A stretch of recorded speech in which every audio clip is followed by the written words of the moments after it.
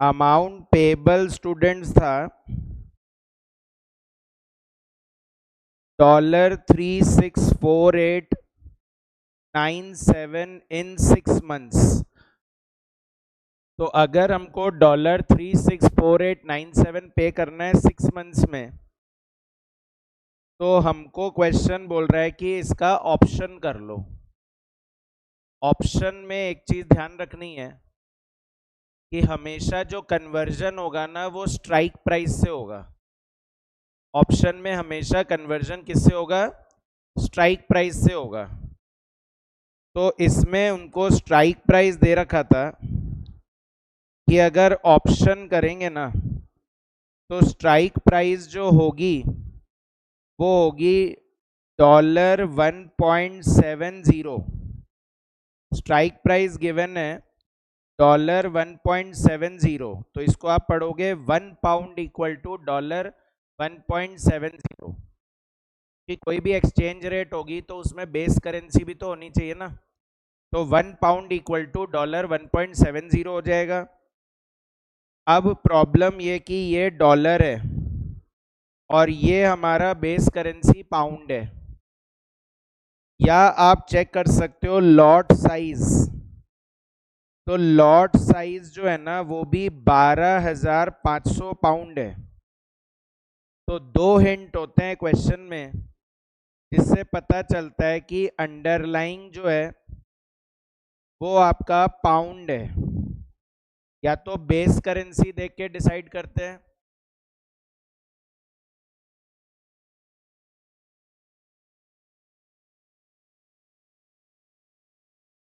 तो base currency जो है वो अंडरलाइंग हमारा यहाँ पर क्या है students? Pound. Base currency pound है और ऊपर से लॉट साइज जो है वो भी पाउंड में दिया हुआ है।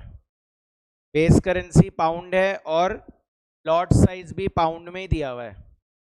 तो जब दोनों पाउंड में दिए हुए हैं तो बेस करेंसी और लॉट साइज से पता चल जाता है अंडरलाइंग पाउंड है। तो ऑप्शन में क्या होता था? या तो राइट टू बाय या राइट टू सेल, या तो राइट टू बाय या राइट टू सेल।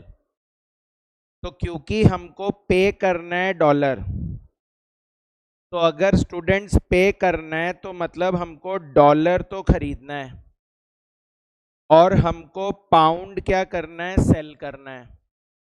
डॉलर खरीदना है और पाउंड को क्या करना है? सेल करना है। ये बात क्लियर है?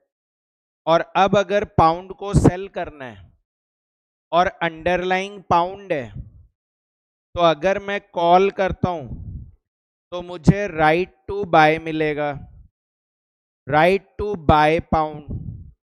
और अगर मैं पुट करता हूं तो मुझे राइट टू सेल पाउंड मिलेगा। और आपने डिसाइड कर लिया कि हमको पाउंड बेचना है। क्यों बेचना है? क्योंकि डॉलर में पेमेंट करना है तो डॉलर चाहिए, तो डॉलर खरीदने के लिए पाउंड बेचना पड़ता है। तो इससे ये क्लियर हो गया इस समरी से कि पुट ऑप्शन करना है, कॉल ऑप्शन नहीं करना है ना। यही होगा हर रूल, हर क्वेश्चन का रूल कि पता कैसे चलेगा कॉल करना है या पुट करना है। तो सबसे पहले अंडरलाइंग डिसाइड करिए और अंडरलाइन के 2 हिंट बता दिए, या तो लेफ्ट हैंड करेंसी और या फिर लॉट साइज देखते हैं। और इन दोनों के बेसिस पे पता चला कि हमको पाउंड बेचना है तो हमको पुट ऑप्शन करना चाहिए इस क्वेश्चन में। तो हम लोग यहां पर पुट तो कर लेंगे, पर अब सेकेंड स्टेप आता है कि ये डिसाइड हो गया कि कॉल करना है या पुट करना है। तो अब हमको कितने लॉट्स ऑफ पुट करने हैं, मतलब कॉन्ट्रैक्ट कितने करने हैं। तो उसके लिए क्वेश्चन ने लॉट साइज दे रखा है कि एक लॉट में 12,500 पाउंड होते हैं और आपको टोटल 3,648,97 डॉलर्स चाहिए। तो अगर मैं इसको इससे डिवाइड कर दूं तो मेरे नंबर ऑफ लॉट्स आ जाएंगे। तो 3,648,97 को 12,500 पाउंड से डिवाइड कर दो तो आपके नंबर ऑफ लॉट्स निकल जाते हैं। पर याद रखिएगा लॉट्स निकालते टाइम दोनों करेंसी ऊपर नीचे सेम होनी चाहिए। और ये डिफरेंट आ रही है, ऊपर डॉलर है नीचे पाउंड है, दोनों करेंसी ऊपर नीचे सेम होनी चाहिए। तो या तो इस डॉलर को पाउंड में कन्वर्ट करो और या फिर इस पाउंड को डॉलर में कन्वर्ट करो। तो डॉलर को अगर रहने दे as it is, pound convert करे तो हमारी स्ट्राइक प्राइस, मैंने आपको बोला स्ट्राइक प्राइस से ही कन्वर्ट होता है, तो 1.70 डॉलर से कन्वर्ट होगा, तो 1.70 से करेंगे तो ये $364897 डिवाइडेड बाय 21,250 आ जाएगा। और इससे आपके नंबर ऑफ कॉन्ट्रैक्ट्स जो है ना वो कितने आ जाएंगे स्टूडेंट? 17.17 आ जाएंगे। आज समझ में आ रही है ना? सबसे पहला स्टेप क्या है? पहले ये देखो कि हमको देना क्या है। दूसरा स्टेप क्या है कि अंडरलाइंग देखो कि क्या है, फिर डिसाइड करो कि आपको अंडरलाइंग खरीदना है या बेचना है। और अगर अंडरलाइंग खरीदना है तो कॉल ऑप्शन करो, और अगर अंडरलाइंग बेचना है तो पुट ऑप्शन करो, क्योंकि कॉल देगा आपको राइट टू बाय और पुट देगा आपको राइट टू सेल। और फिर उसके बाद डिसाइड करो कि नंबर ऑफ कॉन्ट्रैक्ट्स कितने करने हैं। तो बताइए 17.17 कॉन्ट्रैक्ट पॉसिबल है क्या?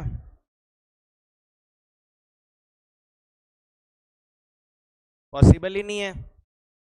तो 17.17 पॉसिबल नहीं है तो हम क्या करेंगे, या तो 17 कर ले और या फिर 18 कर ले। मतलब बुक में दोनों ही तरीके से आंसर दे रखा है कि अगर आप 17 कॉन्ट्रैक्ट करो तो क्या आंसर आएगा, 18 कॉन्ट्रैक्ट करो तो क्या आंसर आएगा। पर मैं बोल रहा हूँ दोनों क्यों सीखना है आपको, आप एक कर लो ना, बहुत है आपके लिए। तो 17 और 18 दोनों रूल से नहीं चलना है, आपसे वन मेथड सीखिए, 17 कर लीजिए, लोअर ही कर लीजिए ना, ज़्यादा क्यों करते हो? ज़्यादा करोगे तो प्रीमियम भी तो देना पड़ेगा। तो हमने डिसाइड कर लिया कि हम 17 कॉन्ट्रैक्ट्स करेंगे, और 17 कॉन्ट्रैक्ट्स करेंगे तो स्टूडेंट्स पुट ऑप्शन प्रीमियम देना पड़ेगा 17 कॉन्ट्रैक्ट्स का। तो एक कॉन्ट्रैक्ट पे प्रीमियम कितना था? पुट ऑप्शन चेक करोगे तो $0.096 था।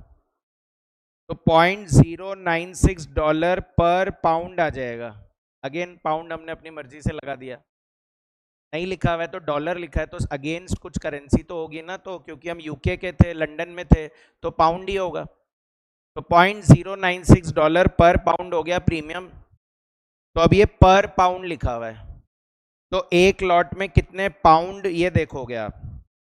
पर अगर ये पर डॉलर लिखा होता तो आप देखते एक लॉट में कितने डॉलर है, पर क्योंकि ये पर पाउंड है तो मैं देखूंगा कितने पाउंड है, तो 12,500 पाउंड है। और ऐसे कितने कॉन्ट्रैक्ट करोगे? 17 कॉन्ट्रैक्ट करोगे तो ये आपका कुछ आएगा $20,400, और $20,400 आएगा, $20,400 आएगा स्टूडेंट्स। तो इसको डिवाइड कर दीजिए, $20,400 को डिवाइड कर दीजिए किससे? प्रीमियम कब देते हैं? आज। तो आज देते हैं, तो हमको इसको पाउंड में चाहिए क्योंकि होम करेंसी पाउंड है, और ये मेरा डॉलर आ गया। तो इसको स्पॉट रेट से हम कन्वर्ट करेंगे क्योंकि प्रीमियम आज दिया जाता है, और आज स्पॉट रेट में बिड प्राइस और आस्क प्राइस दिया हुआ है। अब आप लोग ये सब समझते होंगे बिड क्या है, आस्क क्या है। तो एक पाउंड डॉलर 1.5617 का आपको मिल जाएगा। आप पाउंड दोगे, बैंक आपसे खरीदेगा, तो बैंक आपको 1.5617 में $20,400 दे देगा। तो इससे आपका आंसर आ जाएगा कुछ आएगा 13063 पाउंड। यहां तक क्लियर है क्या? और फिर उसके बाद पुट ऑप्शन प्रीमियम आने के बाद स्टूडेंट्स, ये तो प्रीमियम हम लोग आज देते हैं ना, ये आज देते हैं, तो आज देते हैं इसलिए स्पॉट प्राइस से कन्वर्ट हुआ, स्पॉट प्राइस से इसीलिए इसको कन्वर्ट किया क्योंकि ये आज दिया है। पर अब प्रीमियम देने के बाद तो मुझे टाइम मिल जाता है ना कि हाँ मैं 6 महीने तक डिसाइड कर सकता हूँ कि मैं लूंगा कि नहीं लूंगा, मैं खरीदूंगा कि नहीं खरीदूंगा, मैं बेचूंगा कि नहीं बेचूंगा। तो अब इन्होंने हमको 6 महीने बाद की प्राइस नहीं बताई, वरना हम लोग कंपेयर करके डिसाइड करते हैं कि कॉल ऑप्शन करना है कि नहीं करना, एक्सरसाइज पुट ऑप्शन करना है कि नहीं करना। तो नहीं बोलने पे हम लोग मान लेते हैं, अज्यूम कर लेते हैं that the put option will be exercised. In that case हम मान लेते हैं कि पुट ऑप्शन एक्सरसाइज होगा। अगर फ्यूचर की प्राइस नहीं दी जा रही है तो आपको मानना है कि पुट ऑप्शन एक्सरसाइज होगा, और होगा तो आपका अमाउंट पेबल यानी अब 1.7 की स्ट्राइक प्राइस से कन्वर्ट हो जाएगा कि आपने बोल दिया हाँ हम कन्वर्ट कराएंगे। 1.7 की स्ट्राइक प्राइस पे है ना, स्ट्राइक प्राइस 1.7 थी, पर आपने $21,250 को ही तो एक लॉट में कन्वर्ट करने का सोचा है, और इसको डिवाइड बाय 1.7 कर देंगे तो 12,500 आएगा, और इनटू ऐसे आपने 17 कॉन्ट्रैक्ट ही तो कन्वर्ट करने के लिए बोला है। आप ही ने बोला कि हम 17 कॉन्ट्रैक्ट्स ही करेंगे, तो 17 कॉन्ट्रैक्ट्स करेंगे तो इससे आपका अमाउंट आएगा 2,12,500 पाउंड। 2,12,500 पाउंड हम ऑप्शन एक्सरसाइज कर रहे हैं, यानी हम पाउंड बेचने को तैयार है 1.7 की रेट से। तो 1.7 की रेट से हम पाउंड बेचने को तैयार है, तो टोटल कितने पाउंड बेचने पड़ेंगे? 2,12,500 पाउंड। तो $21,250 का एक लॉट था। आप बोलोगे सर 12,500 का लॉट था ना, 12,500 तो पाउंड है, डॉलर में बोलूँ तो 21,250। तो $21,250 को कन्वर्ट किया 1.7 की स्ट्राइक प्राइस से, ऐसे 17 कॉन्ट्रैक्ट इतना देना पड़ेगा। तो एक अमाउंट तो आपका प्रीमियम चला गया, और एक अमाउंट आपका पुट ऑप्शन का, ये जो लमसम अमाउंट जाना था वो चला गया। अब इसमें प्रॉब्लम क्या हुई कि टोटल $364,897 देने थे। आपने बोला कि हम पुट ऑप्शन में 17 कॉन्ट्रैक्ट ही करेंगे, और एक कॉन्ट्रैक्ट में $21,250 है, तो ये आपका $361,250 ही तो हुआ। आप ऐसा भी कर सकते थे यहाँ पर कि $361,250 और डिवाइड बाय 1.7, ठीक है, तो आ जाता है वही 2,12,500। तो मतलब आपकी जो हेजिंग हुई ना वो सिर्फ इतने ही डॉलर की हुई, तो मतलब इसमें कुछ पोर्शन अनहेज्ड रह गया, और वो अनहेज्ड पोर्शन का अमाउंट कितना हो जाएगा? $3,647 बच रहा है। 3,64,897 में से 3,61,250 की हेजिंग हुई। क्यों सर? क्योंकि 17 ही किए ना, 17.17 करने थे, आपने 17 ही किए तो थोड़ा सा कम हेज हुआ, और अगर 18 कर लेते तो ओवर हेजिंग हो जाती। 17 किए तो कम हेजिंग होगी, 18 करोगे तो ओवर हेजिंग होगी, तो यहाँ पे अंडर हेज रह गया $3,647। इसके लिए आप कर लोगे फॉरवर्ड कॉन्ट्रैक्ट, इसके लिए करोगे फॉरवर्ड कॉन्ट्रैक्ट, और फॉरवर्ड कॉन्ट्रैक्ट करोगे तो फॉरवर्ड कॉन्ट्रैक्ट की रेट थी इतने डॉलर लेने के लिए 1.5455, तो 1.5455 से ये वाला भी अमाउंट हम हेज कर लेंगे, तो इससे $3,647 को 1.5455 से डिवाइड कर दो तो 2,360 पाउंड और लगेंगे आपके। तो मतलब ये पेबल के अलावा आपको फॉरवर्ड में भी अमाउंट पेबल अंडर फॉरवर्ड करना पड़ेगा, that is $3,647 and divide bye 1.5455, तो ये हो जाएगा आपका 2,360 पाउंड, और बस तो तीनों का टोटल कर देना तो आपका आंसर हो जाएगा।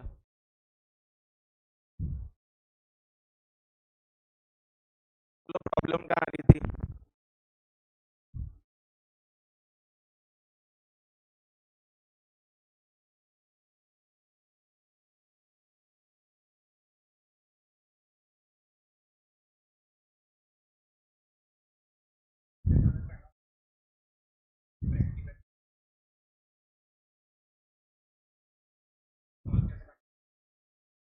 तो आपका क्वेश्चन नहीं समझ में आया।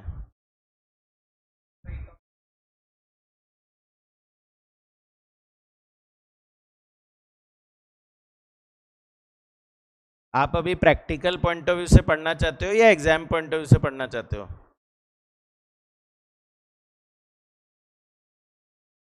तो ये डाउट पूछो ना कि फ्यूचर्स के क्वेश्चन कैसे करते हैं, तो ग्रुप में लिखने में शर्म आ रही थी क्या आपको?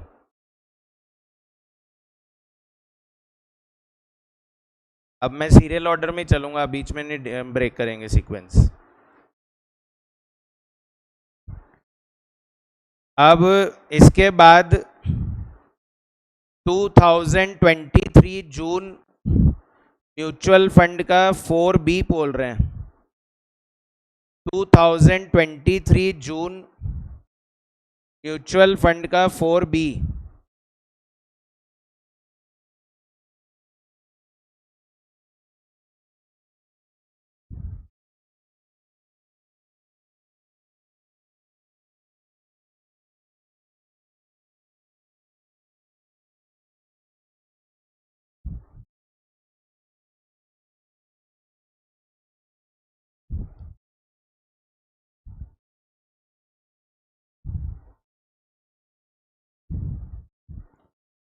2023 जून 4B पूछो, या आप पूछो 2000 दूसरा कौन सा पूछा था, 22 दिसंबर 5A। ये तो SFM का पूछा आपने बाद में। 2019 दिसंबर 5A, मतलब 2023 जून बोलो 4B, या 2019 दिसंबर 5A बोलो, दोनों एक जैसे ही है। ठीक है, तो 19 दिसंबर 5A तो फिर भी सॉल्व किया हुआ दिया हुआ है, तो इसलिए मैं वो नहीं करा रहा, मैं आपको 23 जून 4B करवा दे रहा हूँ, दोनों सेम है। ये ज्योति का डाउट था, दोनों सेम ही है, तो मैं एक करवा दे रहा हूँ। 2023 जून 4B में वो बोल रहे थे एक म्यूचुअल फंड ए है, एक म्यूचुअल फंड एन है, एक म्यूचुअल फंड पी है। इन्वेस्टमेंट का अमाउंट जो है ना वो आपका 2 लाख, 6 लाख और 3 लाख रुपए है। 2 लाख, 6 लाख और 3 लाख। ठीक है, 2 लाख, 6 लाख और 3 लाख है। और एनएवी दे रखी थी एंट्री डेट पे, तो 15.45, 15.15 और 15। तो हम लोग इससे नंबर ऑफ यूनिट्स निकाल लेते थे। ये एंट्री डेट की एनएवी है, तो नंबर ऑफ यूनिट्स डिवाइड करने से आ जाएंगे। तो करो 2 लाख डिवाइड बाय 15.45,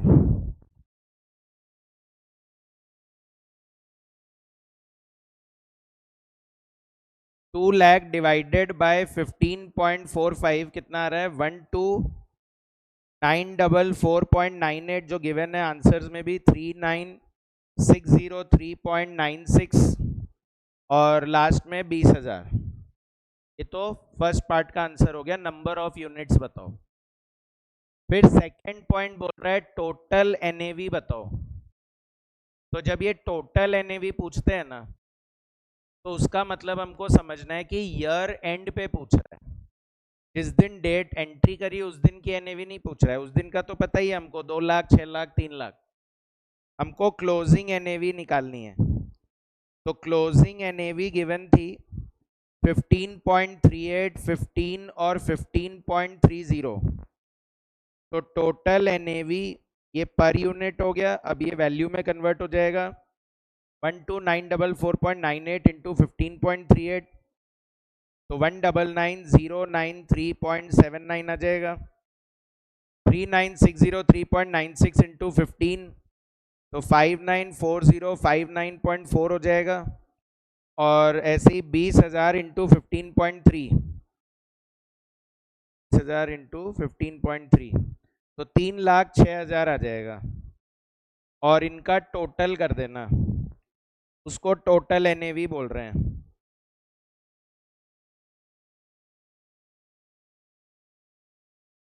तो ये आ रहा है आपका 1099 153.19, 1099 153.19।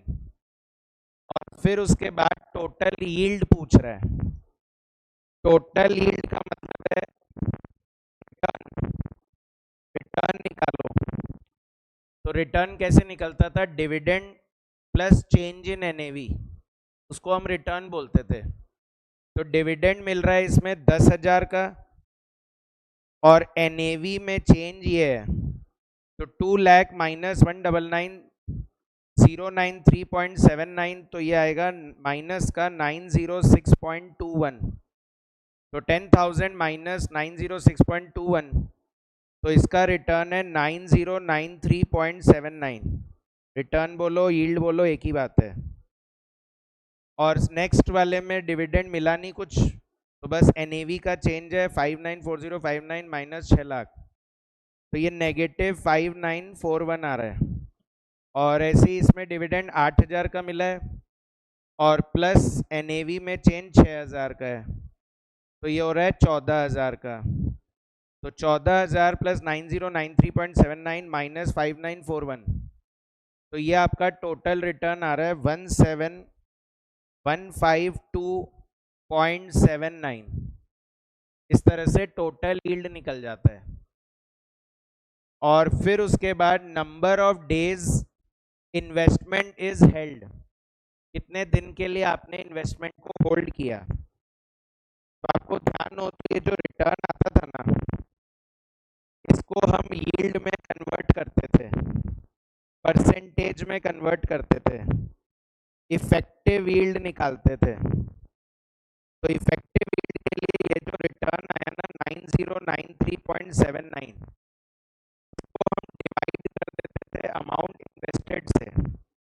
तो अमाउंट इन्वेस्टेड हो जाता है 2 लाख, इंटू 100 करते थे और इंटू 365 अपॉन डेज करते थे कि कितने डेज के लिए हमने इन्वेस्टमेंट किया है। जैसे हमने खरीदा था तब डेट क्या थी वो बताया नहीं है इस क्वेश्चन में, तो इसको हम n मान लेंगे। कितने डेज के लिए करा था, n डेज के लिए। और this should be equals to 9.60% हो जाए, ये गिवन है 9.60%। तो जो आपका फॉर्मूला लगाते थे वही लगाओ और वो परसेंट गिवन है, तो इससे आपका n निकल जाएगा। तो 2 lakh into 9.6% divide by 365 divide by 9093.79,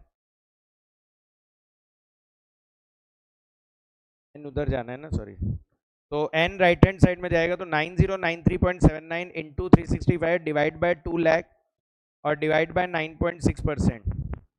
तो ये आपका इन्वेस्टमेंट का जो डेज आ गया ना वो 172.87 आ रहा है, तो राउंड ऑफ करके 173 डेज आ जाएगा और ऐसे ही बाकी सबका निकल जाएगा।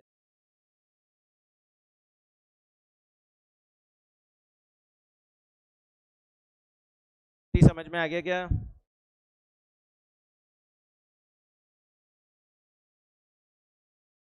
क्या अभी भी नहीं आया?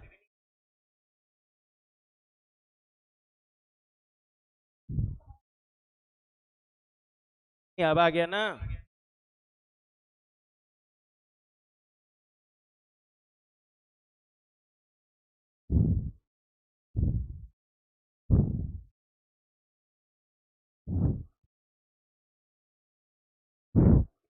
ये closing NAV total NAV clear है क्या? तो रिटर्न में मैंने बोला कि जो भी आपका डिविडेंड मिल रहा है और प्लस जो चेंज इन एनएवी आएगी वो आपका रिटर्न हो गया। जो डिविडेंड मिल रहा है और जो आपकी एनएवी का चेंज है वो आपका रिटर्न बन गया। तो अब इफेक्टिव यील्ड का फॉर्मूला क्या लगाते थे आप?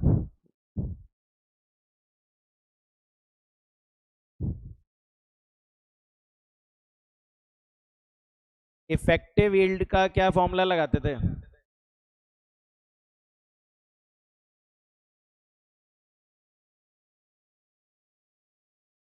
तो बस वही किया,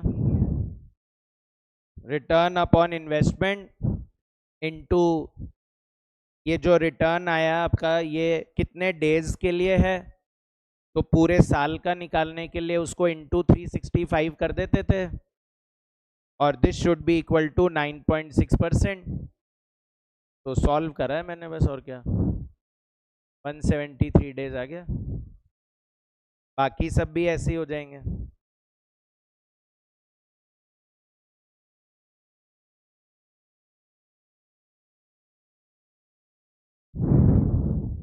और इसमें इन्होंने जैसे एक टोटल यील्ड परसेंट भी निकाल रखा है। तो टोटल यील्ड परसेंट का मतलब ये हो गया कि जब आप ये सारा यील्ड निकाल रहे हो, जैसे 9093.79 अपॉन 2 लाख, तो ये परसेंट आ रहा है, तो ये 173 डेज के अकॉर्डिंग है, तो पूरे साल का निकाल लिया, तो वो हमको गिवन है 9.6%। तो ऐसे टोटल का भी निकाल लो कि टोटल में हमारा कितना पूरे साल का आ रहा है, इन तीनों का टोटल, और divide by total investment into 100, तो वो टोटल यील्ड का परसेंट हो जाएगा।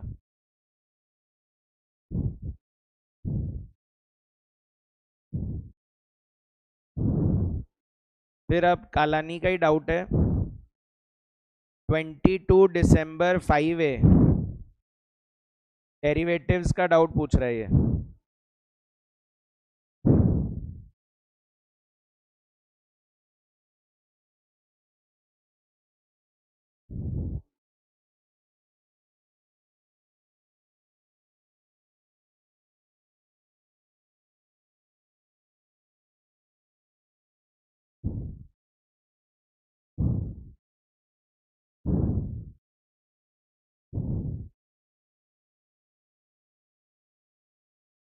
लास्ट पॉइंट बताना है या सारे ही बताना है?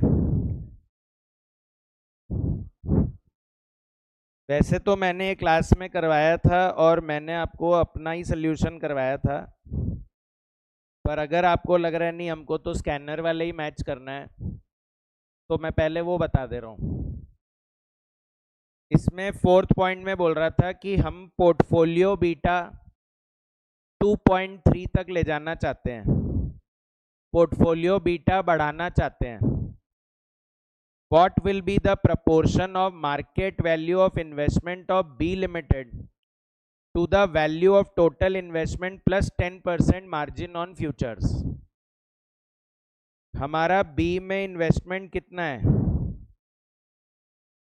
इन्वेस्टमेंट इन B अगर देखें तो 318 रुपये 70 पैसे का एक शेयर है और हमने 800 शेयर खरीद रखे हैं, तो 318.70 इंटू 800, तो 254960 हमारा इन्वेस्टमेंट इन बी है।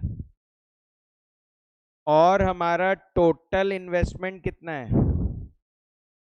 तो टोटल इन्वेस्टमेंट जो है, टोटल इन्वेस्टमेंट 685060 आया होगा फर्स्ट पार्ट में। तो बी में इन्वेस्टमेंट किया हमने इतना और टोटल इन्वेस्टमेंट है इतना, और क्वेश्चन बोल रहा है 10% मार्जिन ऑन फ्यूचर्स ऐड कर देना। जितना भी फ्यूचर्स करोगे उसका 10% ऐड कर देना। तो फ्यूचर्स कितना करते हैं? वो डिजायर्ड एक्सपोजर से निकल जाता है, तो डिजायर्ड बीटा 2.3 करना है और माइनस ओरिजिनल बीटा आपका 1.192 और इनटू पोर्टफोलियो वैल्यू 685060, तो ये आपका 759046 का फ्यूचर्स आ जाएगा। बुक में जो स्कैनर में जो किया हुआ है वो बता रहा हूँ मैं। तो डिजायर्ड एक्सपोजर निकाल लिया कि बीटा को बढ़ाना है, तो बीटा बढ़ाने के लिए कितना फ्यूचर्स करोगे? 759046 और 759046 का 10% कर देना, तो ये आ जाएगा आपका 75905 और टोटल कर दो तो ये आएगा 760965। तो आपका परसेंटेज आ जाएगा कि ये पूछ रहा है ये इसका कितना परसेंट है, 254960 डिवाइड बाय 760965, तो ये आपका 33.50% आ जाएगा। इन्होंने तो ये किया था, तो आपको ये समझ में आ रहा है, अब ये कर लो, कोई बात नहीं, कोई खास बात नहीं है।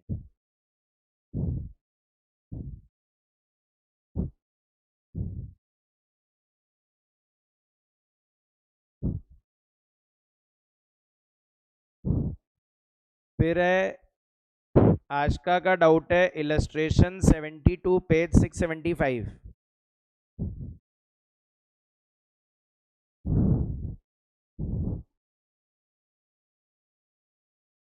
स्वैप्स का डाउट है ये। इलस्ट्रेशन 72 पेज 675 और ये वैसे स्कैनर में भी है।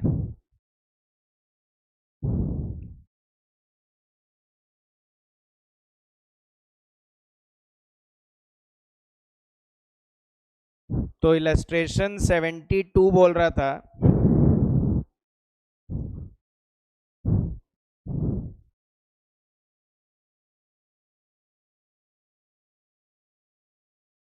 कि कंपनी ए है जिसका डेट चल रहा है और वो ऑलरेडी 9.5% से इंटरेस्ट पे कर रही है। कंपनी ए है और वो ऑलरेडी अपने लेंडर्स को 9.5% से इंटरेस्ट पे कर रही है। The company intends to refinance the debt with floating rate, पर चाहते हैं कि फ्लोटिंग रेट ले लें। And the best floating rate it can obtain is LIBOR plus 2%। A के पास दो ऑप्शन है, या तो 9.5% ही देता रहे और या फिर लाइबोर प्लस 2% दे दे, या तो 9.5 दे दे या लाइबोर प्लस 2% दे दे। ठीक है।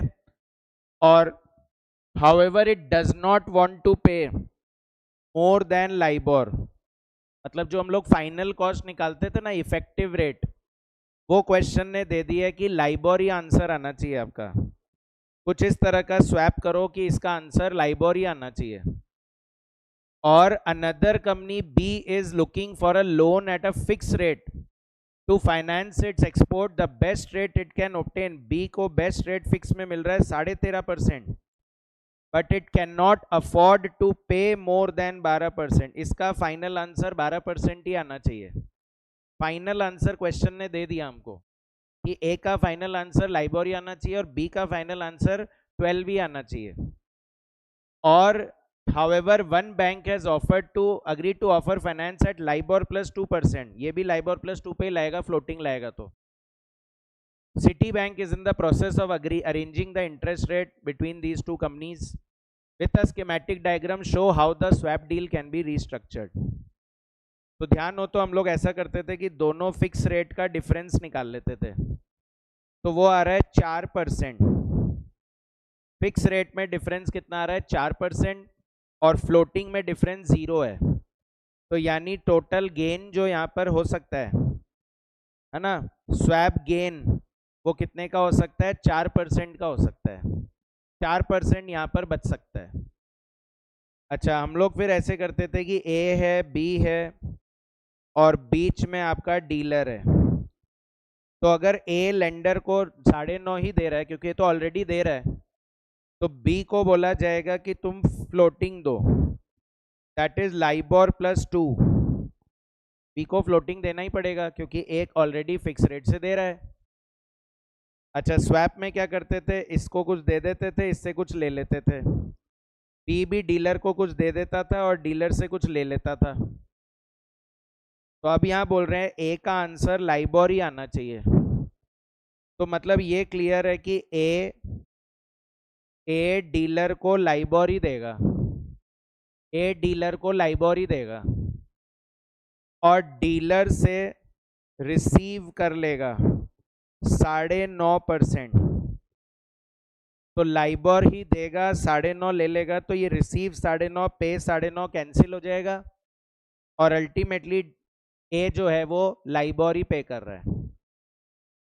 और ऐसे ही फिर बी जो है ना, वो लाइबोर प्लस 2% दे रहा है, तो डीलर से लाइबोर प्लस 2% ले लेगा और पे कर देगा 12%, क्योंकि बोल रहा था 12 से ज़्यादा नहीं दूंगा, 12 से ज़्यादा नहीं दूंगा, तो इसलिए पे करेगा 12 और लाइबोर प्लस 2 ले लेगा। तो LIBOR plus 2 LIBOR plus 2 cancel हो जाएगा और पे कर देगा।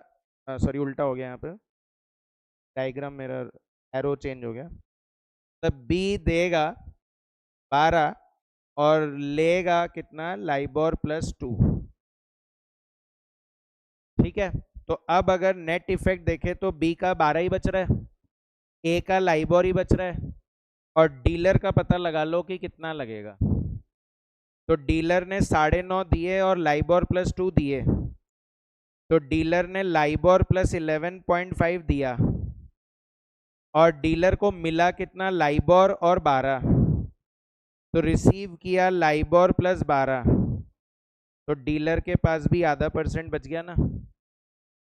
तो लास्ट पॉइंट ये पूछा था, how much city bank would receive, तो सिटी बैंक रिसीव कर रहा है आधा %, और ए का गेन कितना हो गया, वैसे लाइबोर +2 देता, लाइबोर ही देना पड़ा, तो इसका 2% का गेन हो गया। और बी का गेन पूछोगे, वैसे 13.5 देता पर 12 ही देना पड़ा, तो 1.5% का गेन हो गया, और आधा इसका हुआ, तो 2 + आधा + 1.5 4% ही तो होगा। और अगर लग रहा हो आपको कि आंसर में तो सर हमने यहाँ पे लाइबोर लिखा था खाली और यहाँ पे 10 लिखा था, तो वो तो एक ही बात है ना, 12 दे दो और लाइबोर +2 ले लो, या सिर्फ लाइबोर ले लो और 10 दे दो, बात तो एक ही आएगी ना।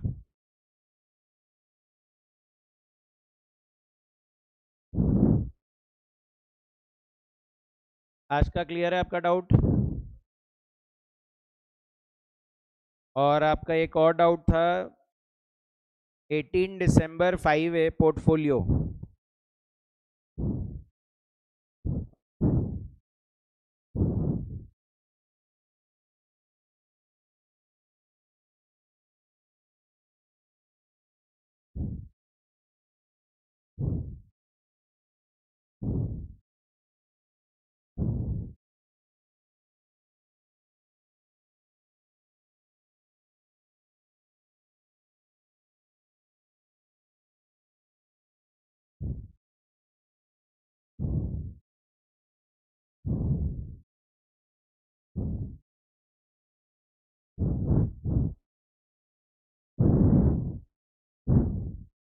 18 दिसंबर 5 में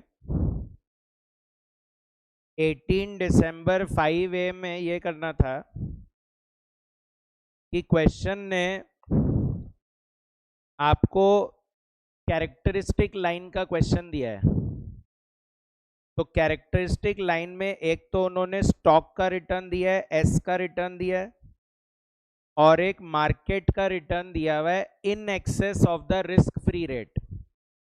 कैरेक्टरिस्टिक लाइन में हमने यही पढ़ा था, कैरेक्टरिस्टिक लाइन में मैंने यही पढ़ाया था कि एक्स एक्सेस आर एम होता है और वाई एक्सेस आर एक्स होता है, और फिर मैंने बोला था या तो इस क्वेश्चन में आर एफ ही नहीं गिवन होता है, और अगर गिवन होता है तो फिर हमको उसको माइनस करके सॉल्व करना होता है, मतलब R X minus R F लेना होता है और R M minus R F लेना होता है। या तो कैरेक्टरिस्टिक लाइन के क्वेश्चन में रिस्क फ्री रेट ही नहीं देंगे, और अगर देंगे तो फिर आपको माइनस करना पड़ता है। तो यहाँ उन्होंने बोला हमने ऑलरेडी माइनस कर रखा है, तो ये 12% जो है ये excess of risk free rate ही है ये ऑलरेडी, तो आपको माइनस करना नहीं है। तो 12, 15, 11, 2, 10 -12 जो है ये ओवर रिस्क फ्री रेट ही है। और ऐसी मार्केट का दे रखा था 8, 11, -4, 9.5 और -2। तो कैरेक्टरिस्टिक लाइन की इक्वेशन होती थी अपनी R X equals to alpha plus beta into R M, और अगर रिस्क फ्री रेट है तो ये R X minus R F पढ़ा जाएगा, ये R M minus R F पढ़ा जाएगा। तो अब इसमें से हम लोग अल्फा वगैरह निकालते थे, अल्फा तो खैर बैलेंसिंग फिगर आ जाता था, बीटा वगैरह निकालते थे। तो उसके लिए उन्होंने कुछ इन्फॉर्मेशन नीचे दे रखी है कि मीन भी हमने निकाल रखा है, और हमने वेरिएंस भी निकाल रखा है, और हमने कोवेरिएंस भी निकाल रखा है।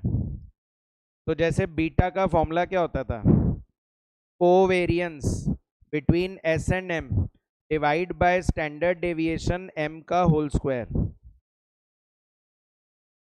तो आप डायरेक्टली ये पुट कर दो, दिया हुआ है 48.27 और स्टैंडर्ड डेविएशन एम का होल स्क्वायर दैट इज 40.15, तो 48.27 डिवाइड बाय 40.15, तो ये आपका 1.20 का बीटा आ गया। ठीक है, और फिर उसके बाद इस इक्वेशन में पुट कर देंगे। तो R X minus R F 6.33 दिया हुआ है, अल्फा मिसिंग है, बीटा 1.2 है, और आर एम आपका दिया हुआ है 5.75। तो बैलेंसिंग फिगर आपका अल्फा निकल जाएगा।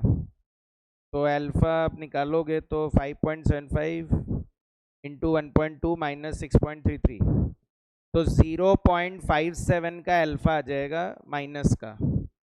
तो कैरेक्टरिस्टिक लाइन बन गई आपकी R X minus R F is equals to minus का 0.57 और plus 1.2 into R M minus R F. तो फिर अगले पॉइंट में बोला what would be the return if market return is 17.5%।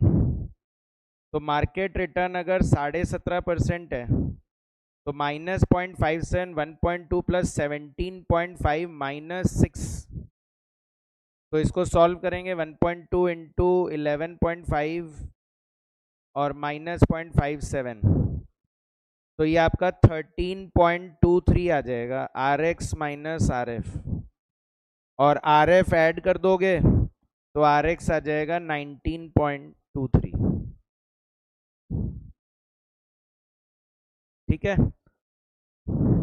और थर्ड बोल रहा था is your finding in third above second above compatible with the data given by comment on the correlation coefficient. और फिर वो बोल रहा है कि ये जो हमने दिया है क्या आपका भी वही आ रहा है क्या सॉल्व करने से, वो आपको प्रूव करना है, कोरिलेशन निकाल के प्रूव करना है। ठीक है, आज का क्लियर है।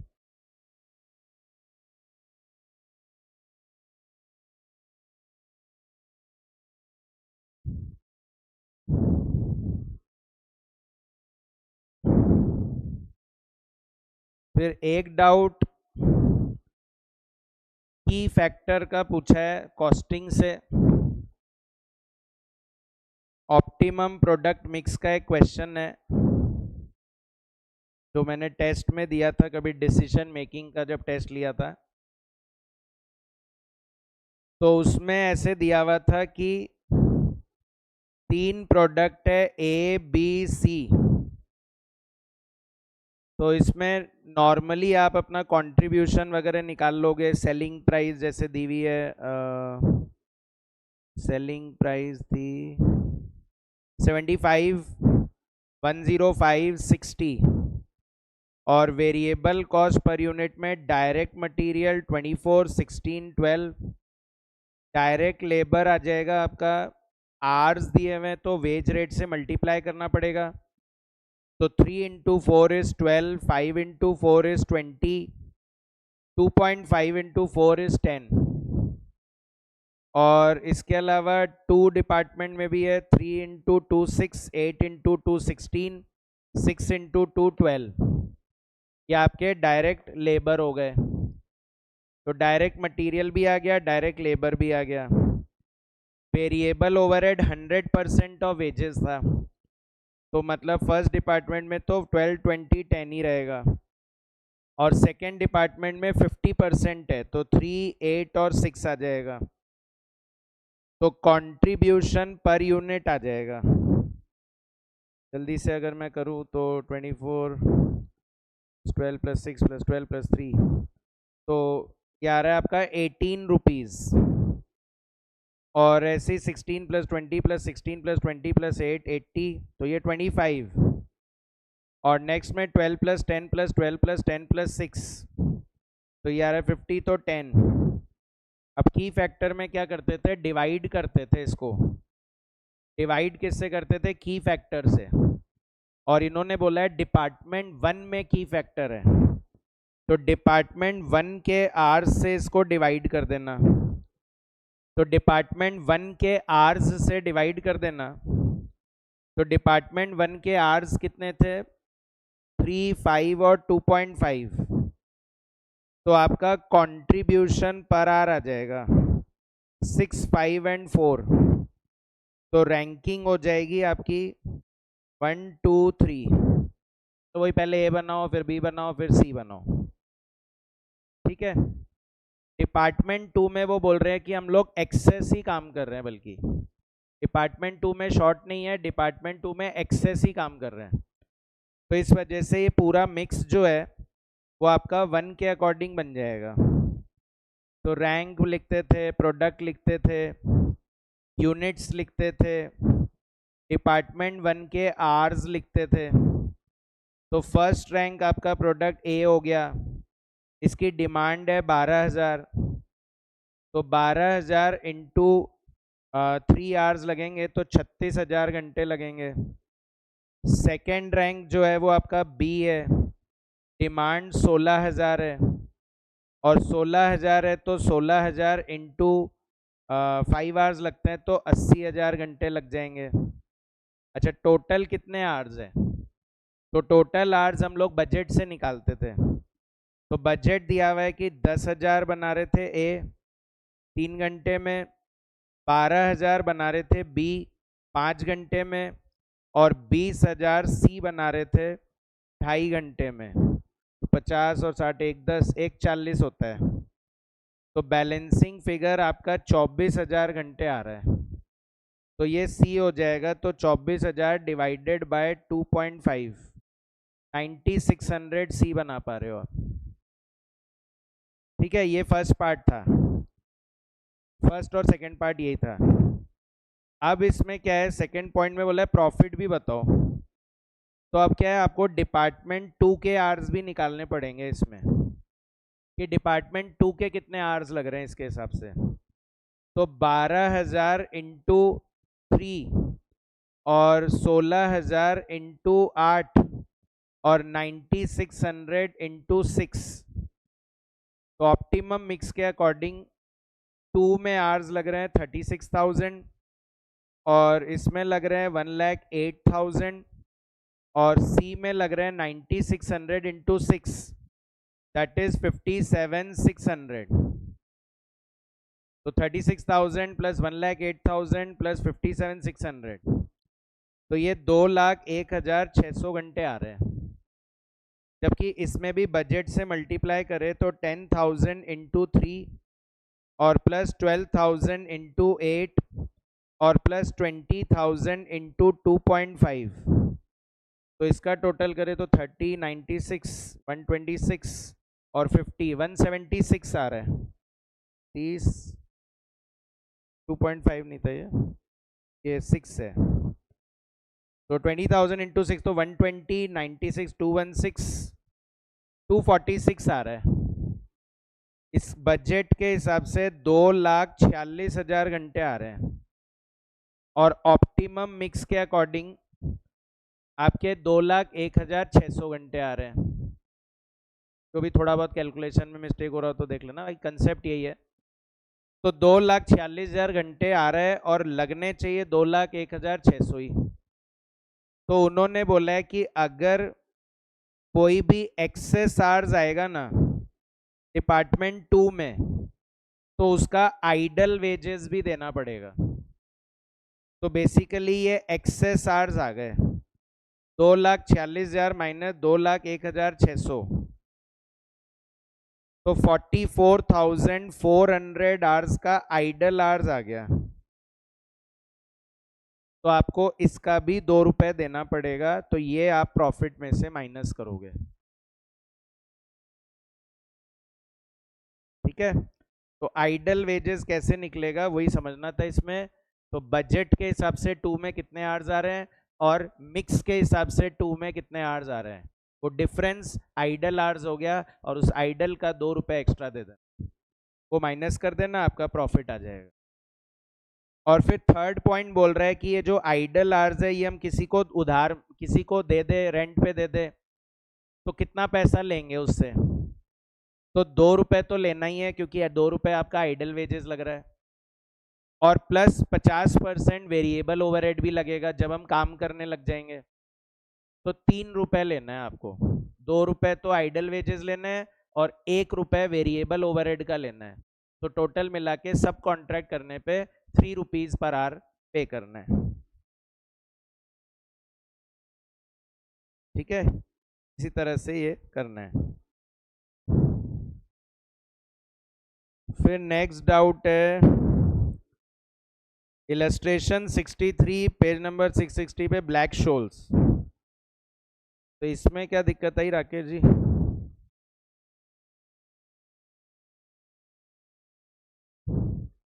सिर्फ आंसर की प्रॉब्लम है क्या?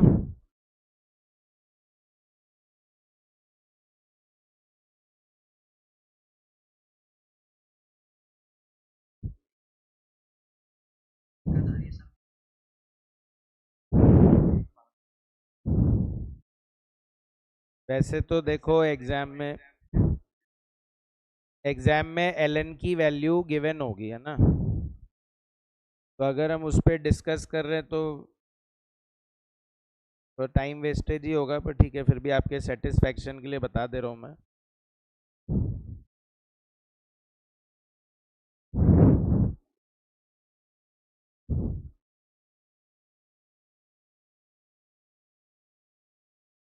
ln जैसे हम लोग निकालते थे s अपॉन ई,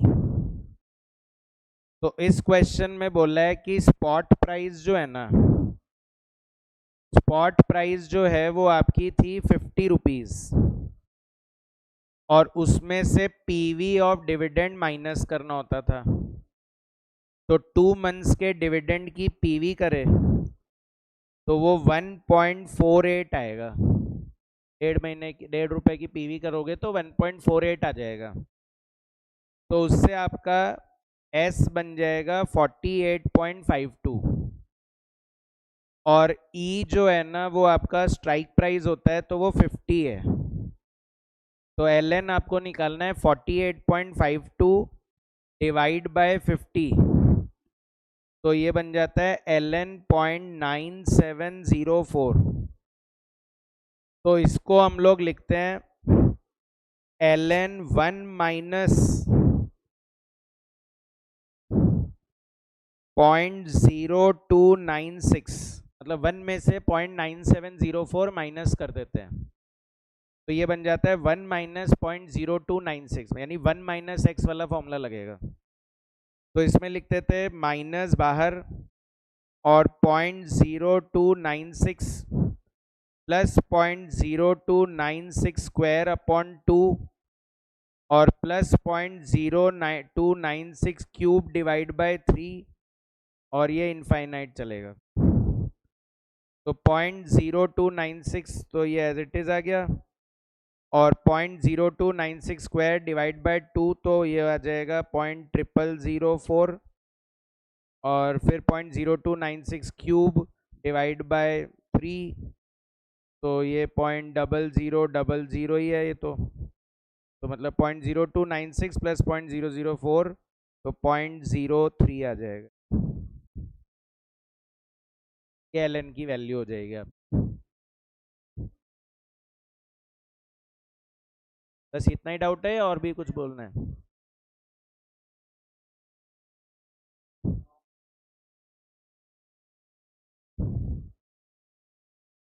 एक राकेश ने पूछा है मैक्सिमा मिनिमा का सर इलस्ट्रेशन 3 बता दो।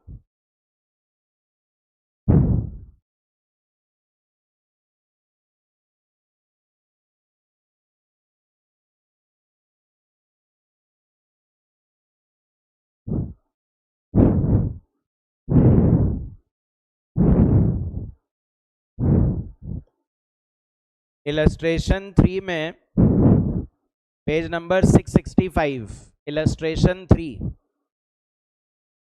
ये हमारा 2 वेरिएबल्स का क्वेश्चन था, और इसमें हमको प्रॉफिट की इक्वेशन दी हुई थी 100x minus x square minus 2xy plus 200y minus 3y square.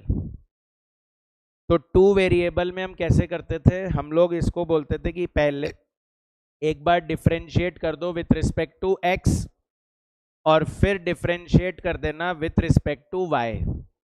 एक बार x के रिस्पेक्ट में कर दो, एक बार y के रिस्पेक्ट में कर दो। तो जब हम विथ रिस्पेक्ट टू x करेंगे तो ये dp बाई dx बन जाएगा। तो जहां जहां x है ना, बस वहीं पे डिफरेंशिएशन होगा, जहाँ सिर्फ y है वहाँ डिफ्रेंसिएशन नहीं होगा। तो 100x का डिफ्रेंसिएशन 100 हो जाएगा, एक्स स्क्वायर का डिफ्रेंसिएशन 2x हो जाएगा डेरिवेटिव, और 2xy में ये 2y हो जाएगा और बाकी सब 0 हो जाएगा। ठीक है, और ऐसे ही फिर आपको इसको विथ रिस्पेक्ट टू y भी करना है। तो अब जहां जहां y है सिर्फ वहीं होगा, जहां सिर्फ x है वहां कुछ नहीं होगा। तो ये 100x 0 बन जाएगा, एक्स स्क्वायर 0 बन जाएगा, -2xy में -2x बच जाएगा, 200y में सिर्फ 200 रह जाएगा, और 3y स्क्वायर में -6y हो जाएगा। और फिर हम लोग क्या करते थे, इन दोनों को इक्वल टू 0 पुट कर देते थे। तो इसको भी इक्वल टू 0 ले लो, इसको भी इक्वल टू 0 ले लो, तो ये 2x + 2y = 100 बन जाएगा, यानी x + y = 50 हो जाएगा। और ये आपका 2x + 6y = 200 हो जाएगा, तो ये x + 3y = 100 हो जाएगा।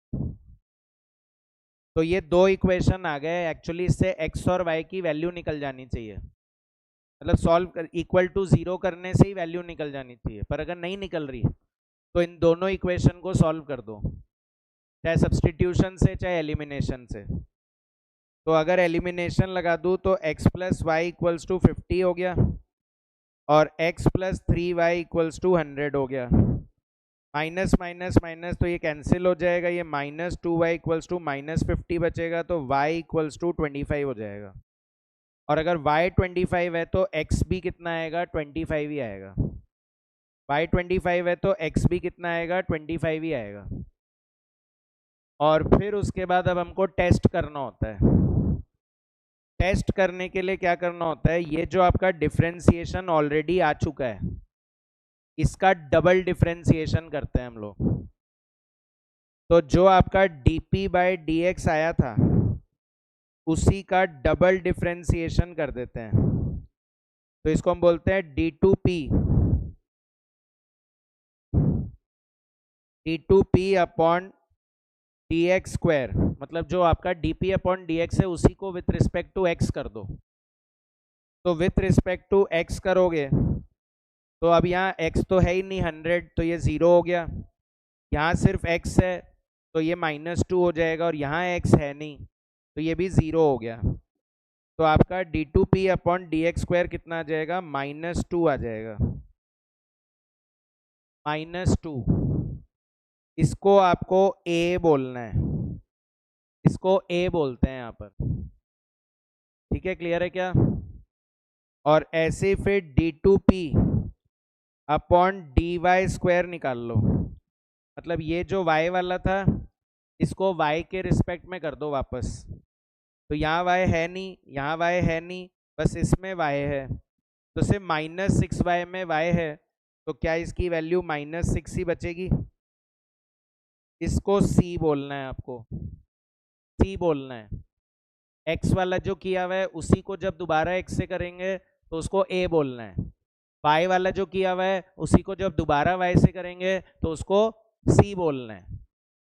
और जो आपका x वाला है उसी को जब y के रिस्पेक्ट में कर देंगे, जो पहला वाला है उसी को y के रिस्पेक्ट में करो तो उसको xy बोलेंगे।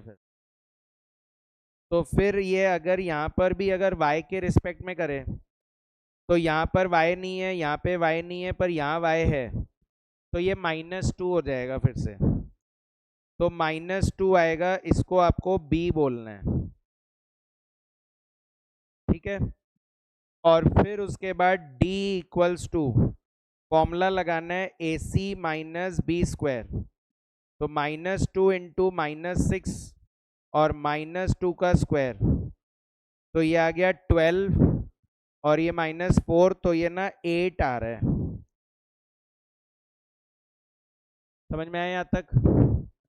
तो अगर d > 0 आ रहा है, d > 0 आ रहा है, और a और c <0 आ रहे हैं, तो ये मैक्सिमम होता है। हाँ अनिल बोलो, क्या बोल रहे हो?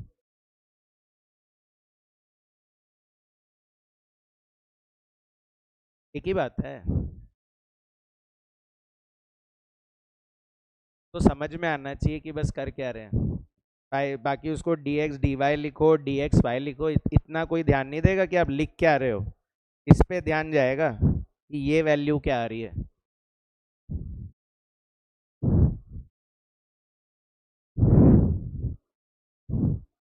तो अगर ये मोर देन जीरो आ रहा है डी, और ये दोनों लेस देन जीरो आ रहे हैं तो मैक्सिमम होता है, और यही अगर मोर देन जीरो आ जाते ए और सी तो मिनिमम हो जाता है।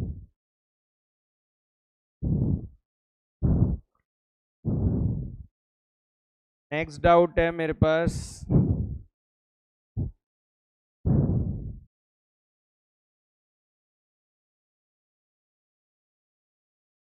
एक कमोडिटी डेरिवेटिव का डाउट है। कमोडिटी डेरिवेटिव का, वो आप लोग सबके ही काम आ जाएगा।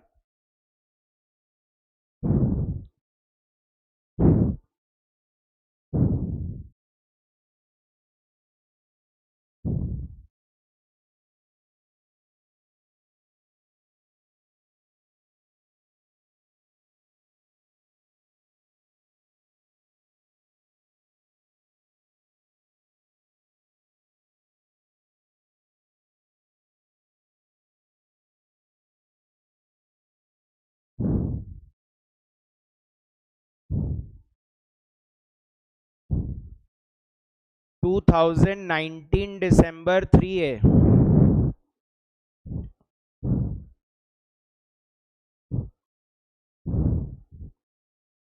2019 दिसंबर 3 ए निकालोगे अगर कमोडिटी डेरिवेटिव का, मतलब डेरिवेटिव चैप्टर में है ये, पर ये कमोडिटी का क्वेश्चन है तो दिक्कत आ रही है कि सर ये सिल्वर और ऑयल वाले हो नहीं रहे, तो इसलिए एक बार मैं ये भी करा दे रहा हूँ जिससे सबका ही काम हो जाएगा।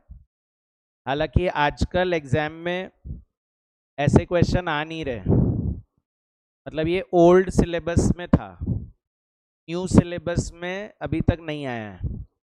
चांस कम है पर फिर भी कर लो, दिया हुआ है, कोई दिक्कत नहीं है। अ सिल्वर मर्चेंट रिक्वायर्स इन 3 months टाइम 3000, अच्छा वो याद है ना, जैसे फॉरवर्ड और फ्यूचर्स और ऑप्शन ये सब करते हैं अपन, तो ये कमोडिटी के लिए भी कर सकते हैं, ये पढ़ाया हुआ मेरा कि डेरिवेटिव में कमोडिटी भी आता है। तो बोल रहे एक सिल्वर मर्चेंट है, 3 महीने का उसके पास टाइम है, 3000 किलो सिल्वर चाहिए उसको for making silver articles during a wedding season. He expects the price to increase, उसको डर लग रहा है कि प्राइस बढ़ जाएगी। Silver sells at spot rate of 5100 पर किलो। तो अभी स्पॉट मार्केट में सिल्वर 5100 रुपए किलो का चल रहा है। वैसे तो आजकल पता ही है आपको सिल्वर के क्या भाव चल रहे हैं, है ना, 90,000 के भी ऊपर चला गया, कभी 1 लाख के ऊपर भी चला गया है, पर अभी तो 5100 है क्वेश्चन में। Each silver futures contract for 50 kg, futures करोगे अगर तो फ्यूचर्स 50 किलो का होता है, मतलब लॉट साइज 50 किलो है, और उसकी प्राइस है 5200 रुपए पर केजी, है ना, इसकी प्राइस है 5200 रुपए पर केजी। फ्यूचर्स करोगे तो 5200 रुपए का है, स्पॉट में देखोगे तो 5100 रुपए का है। The merchant wants to hedge half his requirement, उसको चाहिए कितना था, उसको चाहिए था 3000 किलो, पर बोल रहा है हेजिंग जो करूंगा ना वो मैं 1500 किलो का ही करूंगा।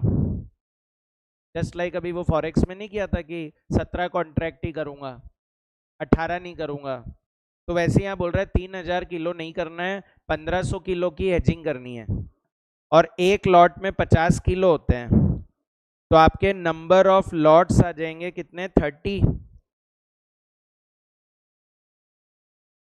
नंबर ऑफ लॉट्स 30 होंगे क्या,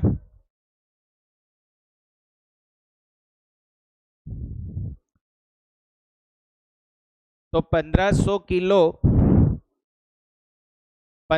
किलो की हेजिंग करनी है, और एक लॉट में 50 किलो है, तो 1500 डिवाइडेड बाय 50, तो ये आपका 30 कॉन्ट्रैक्ट्स हो जाता है।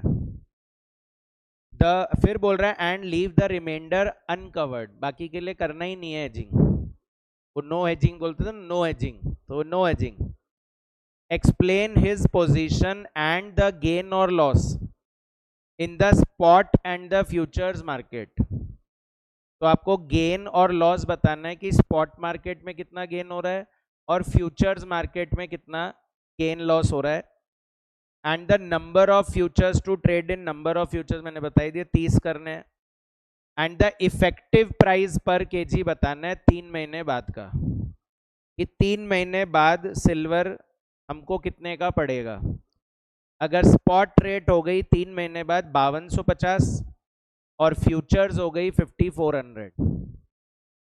यहां ये प्रॉब्लम आ रही है कि लिखा नहीं है कि हमने खरीदा है या बेचा है। तो देखिए हम ये मानेंगे कि फ्यूचर्स तो हमने खरीदा है, क्योंकि हम बोल रहे हैं ना 3 महीने बाद हमको चाहिए, तो 3 महीने बाद चाहिए तो फ्यूचर्स तो हमने खरीदा है और स्पॉट में हमने बेचा है। फ्यूचर्स तो हमने खरीदा है और स्पॉट में हमने बेचा है, क्योंकि वो बोल रहा है गेन और loss in the spot and futures market. अगर सिर्फ gain loss in futures market बोलता तो मैं सिर्फ फ्यूचर्स खरीद के उसका गेन निकाल लेता, पर अगर बोल रहे gain in spot and futures market तो मतलब स्पॉट में भी किया है और फ्यूचर्स में भी किया है, तो हम ये बोलेंगे स्पॉट में तो अभी बेच दिया और फ्यूचर्स में हमने खरीद लिया। तो बताओ अगर स्पॉट में बेच दिया और बाद में ना स्पॉट प्राइस जो है ना वो कितनी हो गई, 5250 रुपये हो गई, और फ्यूचर्स की प्राइस जो है ना वो 5400 रुपये हो गई। हमको डर लग रहा था कि प्राइस बढ़ेगी, तो हमने पहले ही फ्यूचर्स कॉन्ट्रैक्ट खरीद लिया था। तो बताओ स्पॉट में मैंने बेचा है और प्राइस बढ़ गई, तो गेन होगा या लॉस?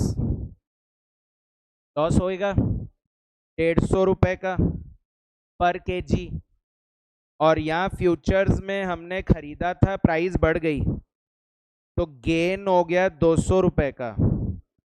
तो नेट गेन कितने का हो गया, 50 रुपये पर केजी का गेन हो गया क्या?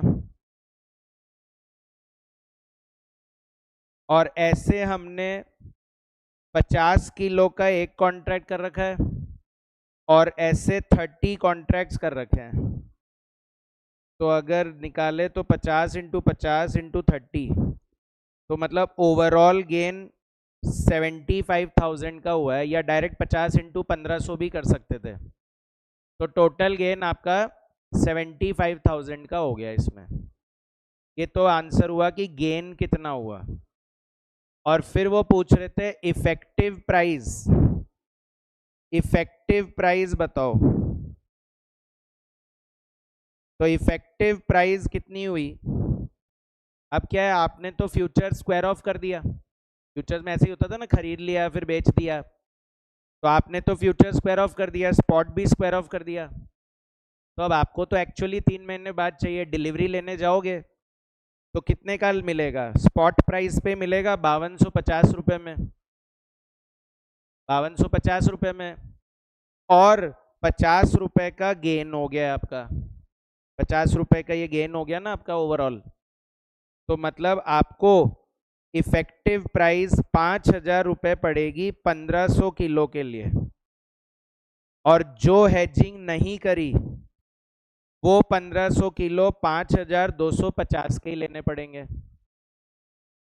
भाई 3000 किलो खरीदने जाएंगे तो 5250 में खरीदने जाएंगे, तो 50 रुपए का तो गेन हो गया 1500 किलो पे, और बाकी 1500 किलो पे गेन नहीं हुआ क्योंकि उसकी हेजिंग नहीं करी।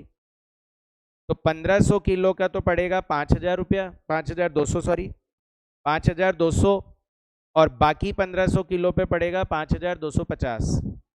तो एवरेज प्राइस क्या आ जाएगी मेरी, 5200 प्लस 5250 डिवाइड बाय 2, तो 5225 रुपए का पड़ रहा है ना इफेक्टिवली।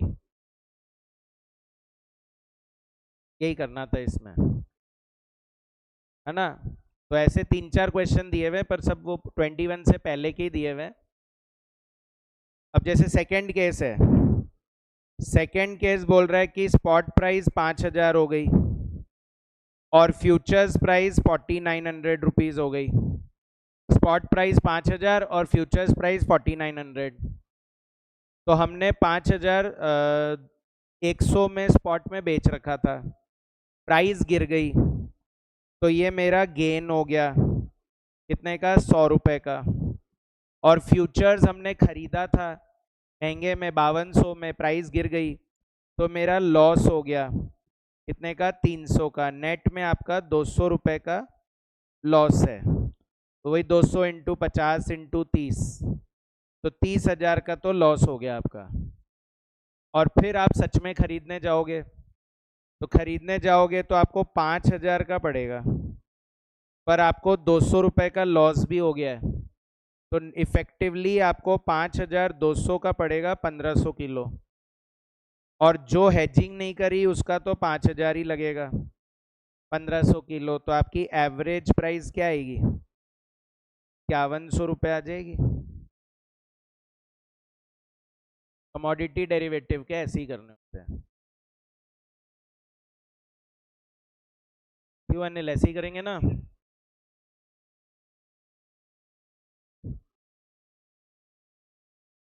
अब के अलावा अनिल के डाउट है, थोड़ा लेट जागा था और इसने लेट मैसेज किया मेरे को, मैं एक भी क्वेश्चन देख नहीं पाया, ये सब ये भी ढूंढने पड़ेंगे। Example 26 day 21 of forex from notes, notes वाले फिर कभी लेते हैं। और कॉम्प्रिहेंसिव प्रॉब्लम पेज 493।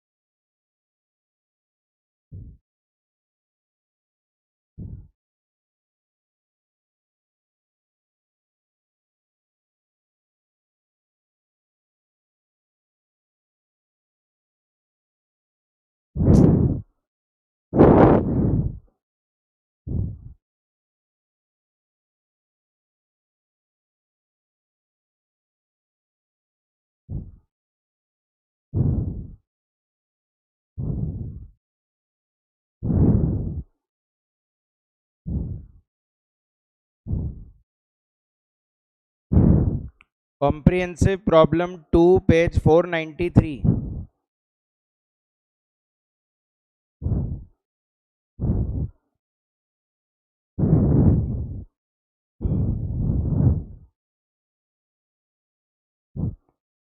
तो बोल रहा है कंप्लीट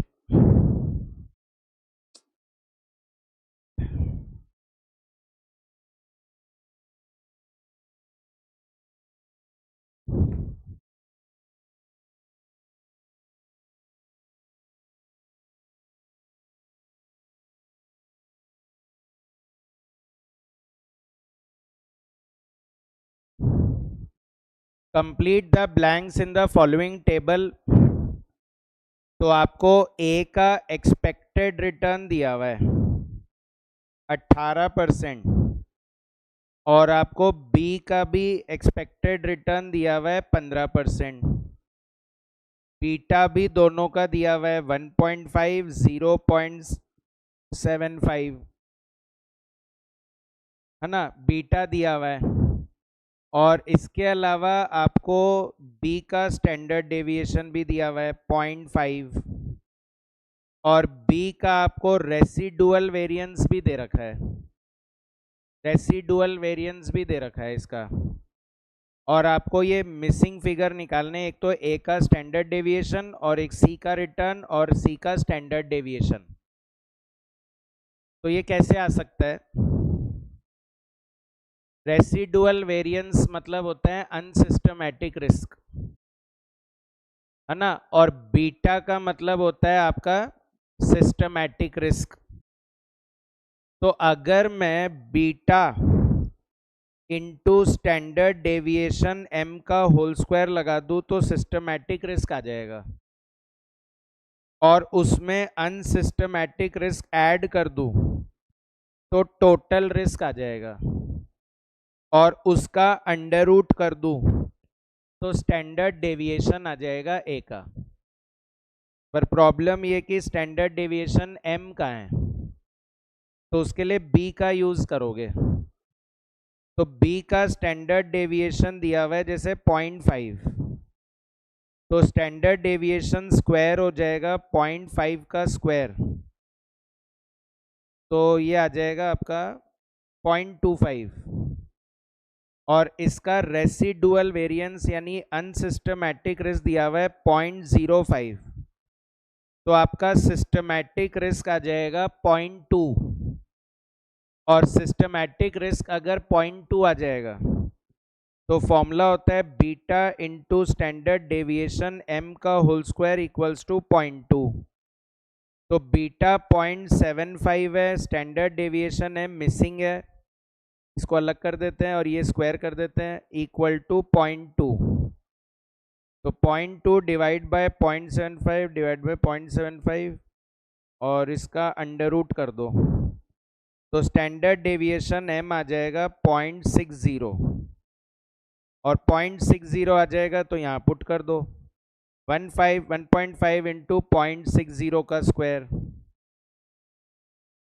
तो ये आपका सिस्टमैटिक रिस्क 0.81 आ जाएगा, और रेसिडुअल वेरिएंस 0.12 है, तो ये आपका 0.93 आ जाएगा, और उसका अंडर रूट कर देना तो 0.96 आ जाएगा।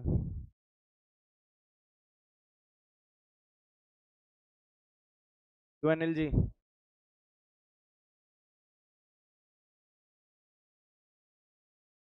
ऐसे ही सी में कर लेना। और एक आपने पूछा इलस्ट्रेशन 3 पेज 501,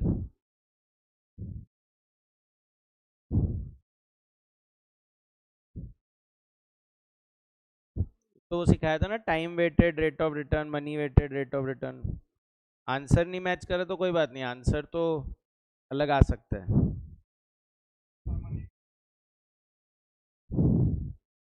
मनी वेटेड बता दूं?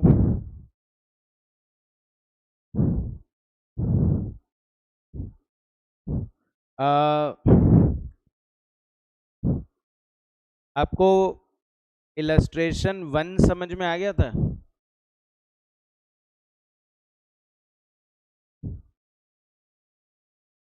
Money weighted rate of return क्या होता है? आईआरआर।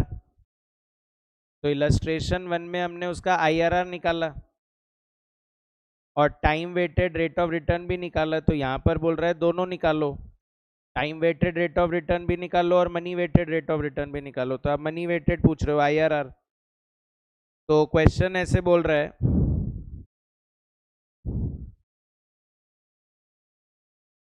कि एक म्यूचुअल फंड ने स्टार्ट किया 50 मिलियन से,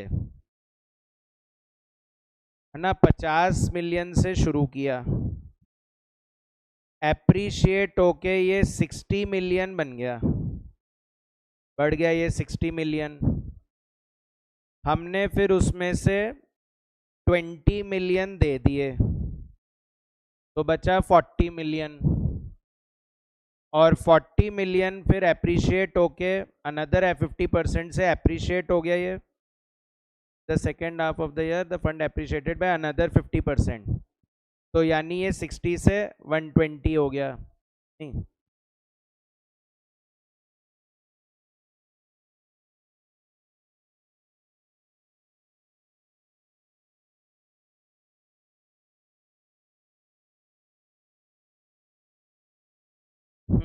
तो ये 40 से बोल रहा है कि अनदर 50% बढ़ गया, मतलब 40 का वो 50% बढ़ गया तो 60 हो गया, और 60 हो गया तो टोटल मिला के कितना हो गया अपना 120। भाई 50 मिलियन लगाए थे, 60 हो गया, और 20 मिलियन जो है उसमें से हमने दे दिया तो 40 हो गया, और फिर सेकेंड हाफ में वो अनदर 50% बढ़ गया तो 40 से 60 हो गया, तो टोटल वैल्यू कितनी हो गई 120। ठीक है, तो अब इसमें आईआरआर में हम लोग क्या करते थे, इनिशियल आउटफ्लो, तो इनिशियल आउटफ्लो लेते थे हम लोग।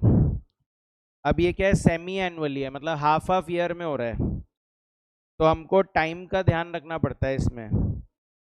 तो हम बोलेंगे ईयर 0.5 में तो हमको 60 मिल रहा है और -20 जा रहा है, तो नेट में 40 हो रहा है, और 1 ईयर में ये 120 हो रहा है, तो फ्लैट रेट निकालेंगे तो ये 160 हो जाएगा।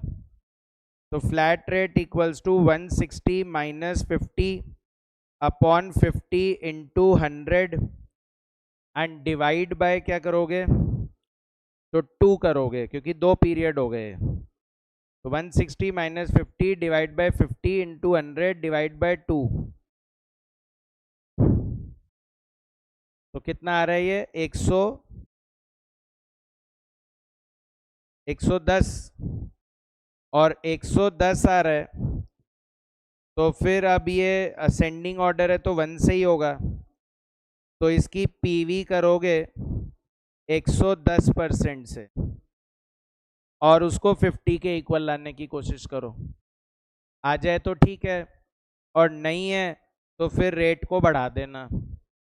आंसर के हिसाब से ये 113% पे आ जाएगा, और 113% पे आएगा तो ये सेमी एनुअल है, तो एनुअल रेट डबल हो जाएगी इसकी, तो 226% हो जाएगा।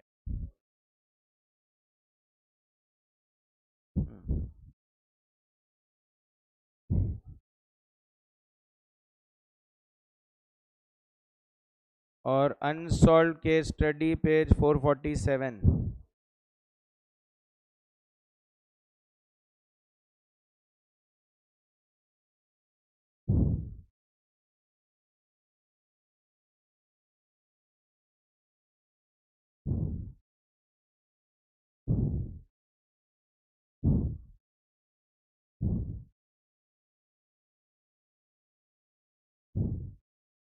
थ्री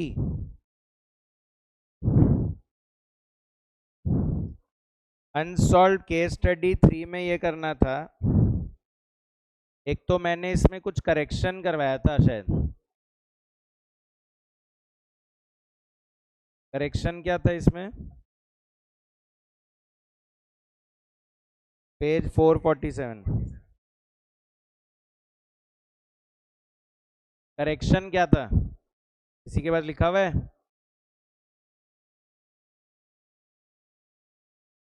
किया ही नहीं था क्या, एक्चुअली इसमें गलती है क्वेश्चन में ही, कुछ लैंग्वेज इसमें मिसिंग है, वो मेरे को अब याद नहीं है।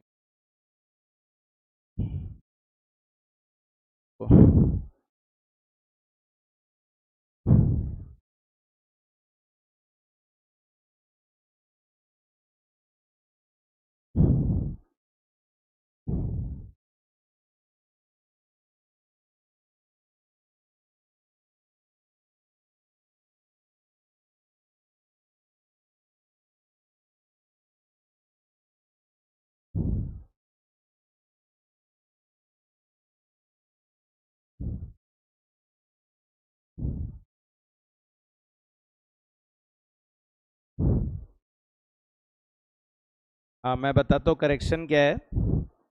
जैसे बोल रहे हैं mister Alex is a CMA, उसकी करंट प्रोफेशनल इनकम 40 लाख है, अभी वो ऑलरेडी 40 लाख कमा रहा है।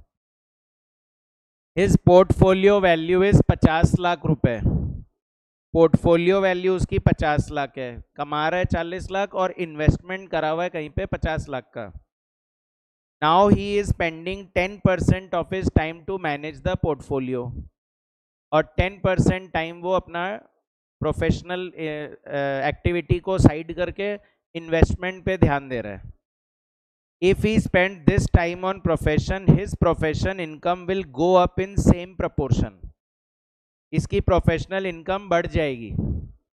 ही is thinking to invest his entire portfolio into a multi cap fund, या फिर सोच रहा है म्यूचुअल फंड में डाल दूं सारा पैसा। Assuming the funds NAV will grow at 13% per annum. Assuming की एनएवी जो है ना वो 13% से बढ़ेगी। मैं जब पोर्टफोलियो में डाल दूंगा तो 13% से मेरी एनएवी बढ़ेगी। अच्छा, ये तो करेक्शन हो गया था बुक में। हाँ, you are required to advise Mr. Alex whether he can invest the portfolio into multi-cap funds। तो आपको बताना है कि वो ऐसा कर ले क्या। If so, what is the financial benefit। देखिए, प्रोफेशनल इनकम ऑलरेडी कमा रहा है 40 लाख रुपए, इतना तो ऑलरेडी कमा रहा है। और जो इन्वेस्टमेंट कर रखा है ना, इन्वेस्टमेंट कर रखा है उसका उसका कुछ परसेंट भी तो कमा रहा होगा। 50 लाख जो लगा रखे हैं उस पे भी तो कुछ कमा रहा होगा, है ना। तो वो बोल रहा है कि हमें लग रहा है कि हम ये पैसा डाल दें। कहाँ पे डाल दें? मल्टी कैप फंड्स में डाल दें। तो मल्टी कैप फंड्स में डालेंगे तो 50 लाख का 13%, 50 लाख का 13% यानी 6.5 लाख रुपए ये कमाता है। तो पर्सनल इनकम ऑलरेडी 40 लाख कमा रहा था और 10% टाइम देके 50 लाख को मैनेज कर रहा था। ये 50 लाख अगर म्यूचुअल फंड में डाल देंगे तो 13% से 6.5 लाख कमाने लग जाएगा। 13% से बढ़ेगा बोल रहा है क्वेश्चन। पर अब वो 10% टाइम आप प्रोफेशनल में देने लग जाओगे। तो प्रोफेशनल में आप टाइम दोगे तो 10% आपकी इनकम बढ़ जाएगी। बोल रहा है इन सेम प्रपोर्शन आपकी इनकम बढ़ जाएगी। आप 10% टाइम इन्वेस्टमेंट में देते थे, 10% टाइम प्रोफेशन में बढ़ जाएगा आपका टाइम। तो यानी आपकी इनकम 44 लैक्स हो जाएगी। पहले 40 लाख कमाते थे और पोर्टफोलियो को मैनेज करते थे, पर अब बोल रहा है कि 10% टाइम प्रोफेशनल में ही देंगे और इसको इन्वेस्ट कर देंगे म्यूचुअल फंड में। तो क्या आपकी इनकम 50.5 लाख हो जाएगी? 44 लाख हो जाएगी उधर और 6.5 लाख इधर। तो 50.5 लाख आप कमाने लग जाओगे। अच्छा, पहले कितना कमा रहे थे? पहले कितना कमा रहे थे बोलो? 50 लाख पे पहले कितना कमा रहे थे? वो लाइन बस मिस हो गई इसमें। तो इसमें लिखना था इनको कि मिस्टर एक्स पहले पोर्टफोलियो में 15% कमा रहा था। पहले पोर्टफोलियो में 15% कमा रहा था। तो 15% कमा रहा था तो मतलब पहले 40 लाख प्लस 50 इंटू 15% कमा रहा था। तो पहले 47.5 लैक्स कमा रहा था और अब 50.5 लाख कमाएगा। तो क्या इसको फायदा हो रहा है ऐसा करने से? 3 लाख का फायदा हो रहा है ना, वो लेना था इसमें। तो एक लाइन बस ऐड कर दीजिए कि mister Alex can earn 15%। Mister Alex can earn 15% on his own. खुद अगर इन्वेस्ट करता तो 15% कमाता। म्यूचुअल फंड में जाएगा तो 13 कमाएगा, पर खुद इन्वेस्ट करता तो कितना कमाएगा? वो इस क्वेश्चन में मिसिंग था। तो इससे पता चल गया कि फायदा कितना। 3 लाख का फायदा हो रहा है।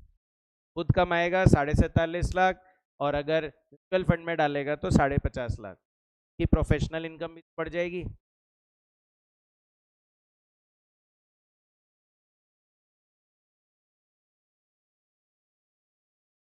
ठीक है। और एक आपने बोला इलस्ट्रेशन 4 पेज 666 कॉस्टिंग में।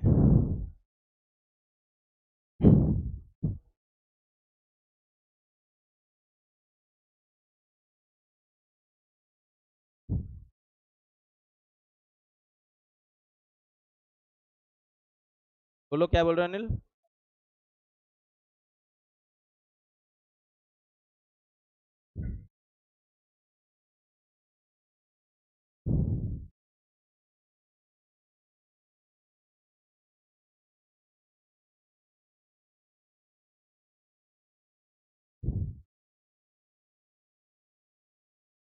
भाई इस वाले में मैंने ही बोला था,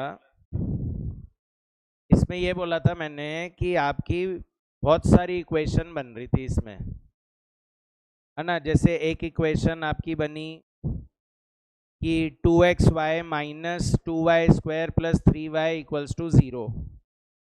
दूसरा x² minus 4xy plus 3x equal to 0। और इन सब को जब हमने सॉल्व किया तो आपकी इक्वेशन आई एक 2x minus 2y plus 3 equal to 0, x minus 4y plus 3 equals to 0, x equal to 0, y equal to 0। तो आपको पेयरिंग करनी पड़ेगी। जैसे x 0 मान लिया तो 2x माइनस 2y प्लस 3 में x 0 मानो तो y की क्या वैल्यू आएगी। फिर x ऐसे 6 वाले में डालो x 0 तो y की क्या वैल्यू आएगी। फिर ऐसे y 0 डालो तो x की क्या वैल्यू आएगी। तो इस तरह से फिर आपके बहुत सारे पॉइंट्स निकलेंगे, समझे। यहाँ पे एक तो इक्वेशन बन रही है आपकी 2x minus 2y plus 3 equal to 0, और एक बन रही है आपकी x minus 4y plus 3 equals to 0। तो एक बार इसमें x 0 डाल के देखो कि y की क्या वैल्यू आ रही है, और एक बार y 0 डाल के देखो कि x की क्या वैल्यू आ रही है। फिर इधर भी x 0 डाल के देखो y की क्या वैल्यू आ रही है, y 0 डाल के देखो x की क्या वैल्यू आ रही है। आ जाएंगे सारे पॉइंट्स।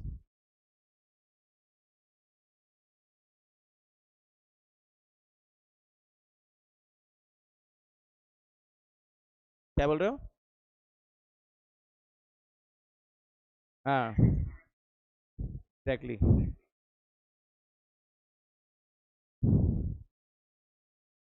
बस यही है डाउट्स आप लोग के। आपके बुक के जो नोट्स के डाउट है फिर वो हम अलग क्लास में रख लेंगे। बुक के तो सबने यही पूछे हैं ना, बुक और स्कैनर के।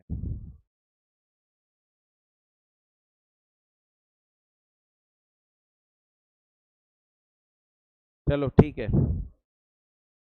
करो। और फिर एक दिन और क्लास रख लूँगा डाउट की, तो आपको प्रॉब्लम होगी तो उस दिन और डिस्कस कर लेंगे। ग्रुप में अपडेट करते रहना अपने डाउट्स। तो क्या होता है मैं पहले ही पढ़ लेता हूँ क्वेश्चन को, तो बाद में दोबारा पढ़ने में टाइम वेस्ट नहीं करना।